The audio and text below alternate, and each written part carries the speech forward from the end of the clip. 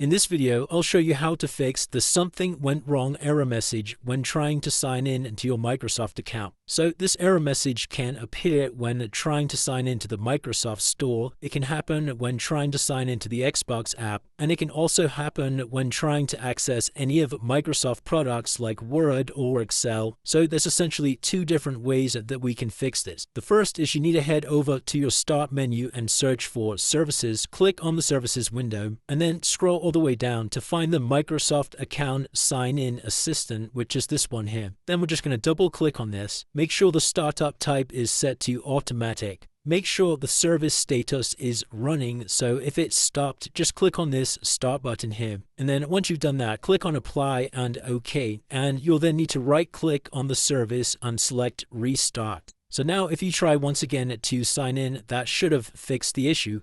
If that's still not working, another way to resolve this, especially if you're having issues with Microsoft Word or Microsoft Excel, what you need to do is just open the application that you're trying to log into. And in the top right hand side, you can see I kind of have this warning flag right here. So I just click on my profile icon, click on Office User Info. You can see the reason why I'm getting this error message is because my subscription for this Microsoft account is set to this email, but it's signing me in with a completely different email address. So in order to fix that, you just need to sign out of any accounts that aren't currently this email address. So I'm just going to click on the Sign Out button over here, click on Sign Out, and just do the same thing for any accounts that aren't the original account owner. And once you've done that and you're logged into the main account holder, which for me is this contact at widereachdigital.com, if I now head back over to my document and create a blank document, you can see that warning message has now gone and it's removed that error message we were getting. So that's it guys. If you did find this video helpful, then please consider dropping a like and subscribing.